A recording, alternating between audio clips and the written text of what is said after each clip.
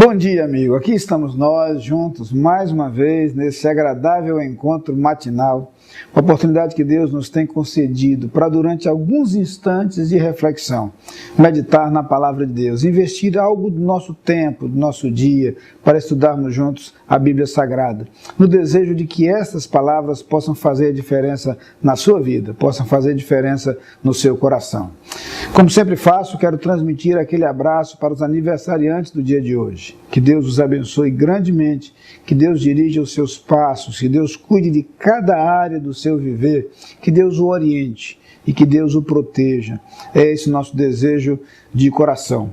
Mas o convite agora é extensivo a todos. Temos meditado juntos aqui no livro dos Salmos e tem sido muito bom poder compartilhar com você esses textos da palavra de Deus. Você é nosso convidado, mais uma vez, a esses instantes de meditação e de reflexão a respeito daquilo que Deus tem a nos falar. No Salmo de número 5, nos dois últimos versículos, versículos 11 e 12, nós lemos o seguinte: Mas regozijem-se todos os que confiam em ti, folguem de júbilo para sempre, porque tu os defendes, e em ti se gloriem os que amam o teu nome. Pois tu, Senhor, abençoas o justo, e como escudo o cercas da tua benevolência. Nesse salmo, em que, por exemplo, o salmista faz referência em versículos anteriores àqueles que desobedecem a Deus, aqueles que distanciam do seu caminho, faz referência também ao fato de que há adversários a serem enfrentados. Ele conclui o salmo de forma muito bonita, lembrando as bênçãos do Senhor, lembrando o modo como o Senhor age em relação àqueles que nele confiam, àqueles que recorrem a Ele. Então perceba comigo alguns detalhes desse texto e que bênçãos ele menciona como sendo resultado do agir de Deus em relação ao homem. O versículo começa dizendo: regozijem-se todos os que confiam em ti. E termina esta expressão dizendo: porque tu os defendes. Primeira bênção mencionada por ele: Deus é aquele que nos defende. A ideia de defesa aí certamente tem consigo o contexto de proteção, de amparo. Mas há também um outro sentido no qual Deus nos defende. A Bíblia, no Novo Testamento, vai mencionar Jesus Cristo como nosso advogado, como aquele que assume a nossa causa, como aquele que vem em nosso favor para nos defender. O Espírito Santo é apresentado também como aquele que intercede por nós. Há uma expressão, uma palavra, a palavra parácletos, que significa literalmente aquele que é chamado para estar ao lado, que é aplicada no Novo Testamento tanto em referência ao Espírito Santo, em palavras do próprio Jesus Cristo, como em referência ao próprio Jesus, em um texto da Epístola de João, em que a tradução que temos em nossa Bíblia é justamente a tradução advogado.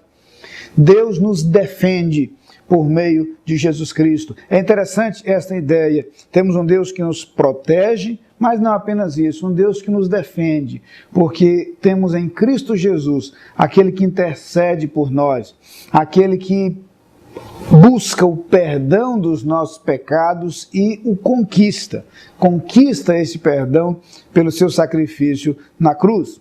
Mas o texto menciona uma outra bênção ainda no final desse versículo 11, quando diz: em ti se gloriem os que amam o teu nome, e começa o versículo 12 dizendo: porque tu abençoas o justo.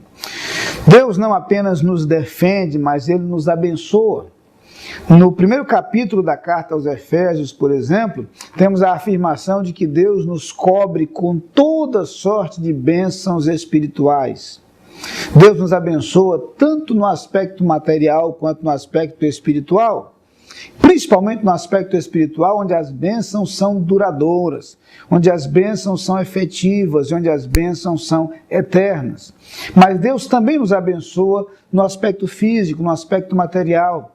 Tiago vai lembrar, por exemplo, no primeiro capítulo de sua carta, que toda boa dádiva e todo dom perfeito vem do alto, descendo do Pai das luzes, em quem não há mudança nem sombra de variação. As boas dádivas, os dons perfeitos, os benefícios que usufruímos ao longo de nossa vida são presente de Deus. São reflexo do amor de Deus para conosco.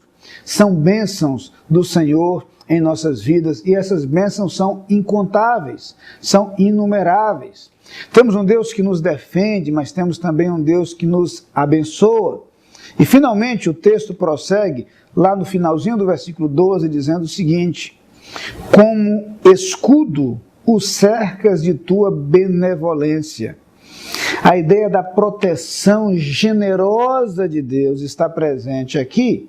Ideia de proteção presente na palavra escudo, ideia de generosidade presente na palavra benevolência. Deus é benevolente para conosco, é compassivo para conosco, é misericordioso.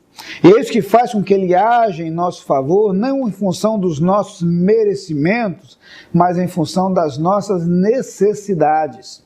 Ele age justamente de acordo com a nossa necessidade, suprindo essa necessidade.